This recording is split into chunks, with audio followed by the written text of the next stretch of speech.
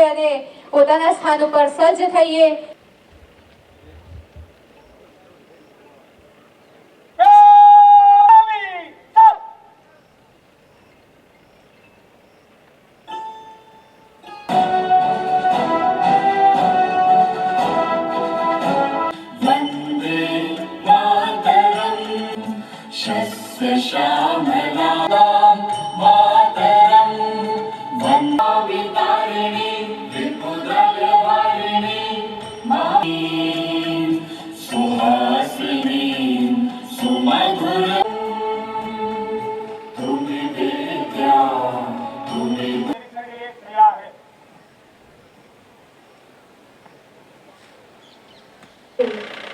જિલ્લા પોલીસ અધિક્ષક શ્રી ઇમ્તિયાઝ પરેડનું નિરીક્ષણ કરવા માટે આગળ વધી રહ્યા છે। ત્યારે આવોથી ભારતીય કહેવાઈએ છીએ જમણો હાથ ઊંચો કરી અને માનનીય મંત્રીશ્રીનું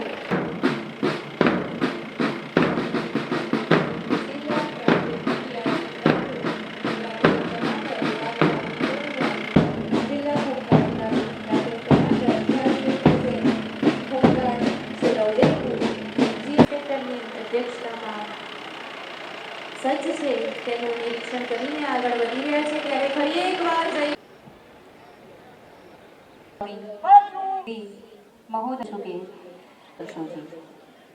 દેશ માટે હસતા મુખે પ્રાણ ન્યોછાવર કરનારા વીરો અને તેમના પરિવારજનોનો ત્યાગના લીધે જ આજે આપણે આઝાદ ભારત મુક્ત હવામાં શ્વાસ લઈ રહ્યા છે।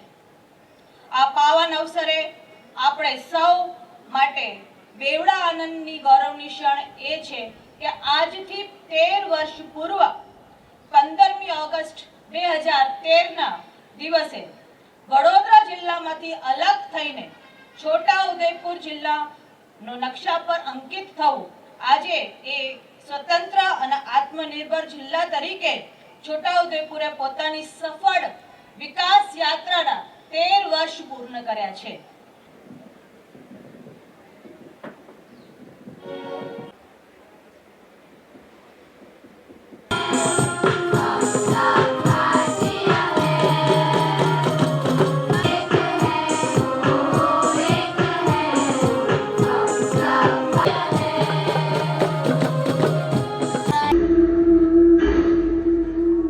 જોરદાર તાળીઓના ગડગડાટ સાથે ડીબી પારેખ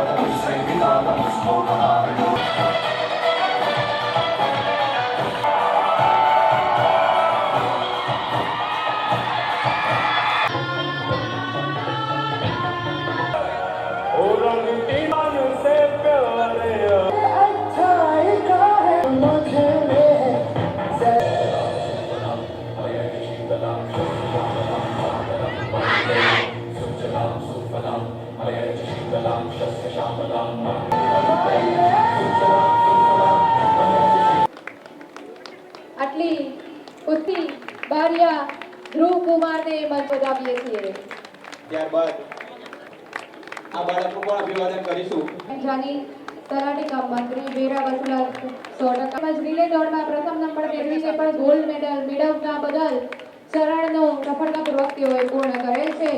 તે બદલ તેમને પેરાગ્લાઇડિંગ P1 અને P2 લેવલની કઠિન તાલીમ પૂર્ણ કરી ગડગડાટથી આપણે એમને પણ વધાવીશું અને માનવતા અને આ સાથે જ સાંસ્કૃતિક કાર્યક્રમને મંત્રીશ્રી અને સર્વે મહાનુભાવોનો આભાર વ્યક્ત કરું છું કે કરીએ અને ખૂબ આશા સાથે કે આ રૂપિયા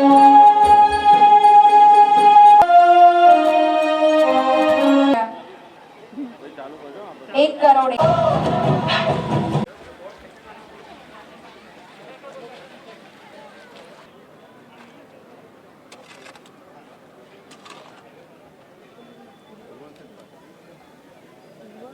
प्रमुख का है, जिला का प्रमुख का है नंबर।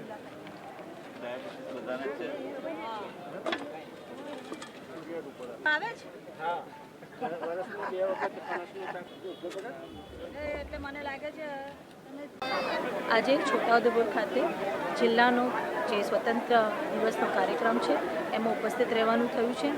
ખૂબ સારી સંખ્યામાં બાળકો પણ ઉપસ્થિત રહ્યા અને આજે એક ખુશીનો પર્વ છે. છોટાઉદેપુરના નાગરિકોને આજના દિવસ માટે ખૂબ ખૂબ શુભેચ્છાઓ પાઠવું છું. સાથે જે અહીંયા પરેડ થઈ એના માટે પણ જે લોકો અહીં ઉપસ્થિત હતા, આખું જે પોલીસગણ છે એમને પણ અભિનંદન આપું છું. આજે એકલો ખુશીનો પર્વ છે. આજે આપણા દેશના વડાપ્રધાન નરેન્દ્રભાઈ મોદીજીએ લાલ કિલ્લાથી પોતાનું પ્રવચનમાં ખૂબ સારી વાતો કરી, ખાસ કરીને સ્પોર્ટ્સની. અને એ દિશામાં જોતાં જે વાઇબ્રન્ટ ગુજરાતમાં છોટાઉદેપુરનું મહત્ત્વ વધ્યું છે, ખાસ કરીને સ્પોર્ટ્સ ઇક્વિપમેન્ટ્સમાં.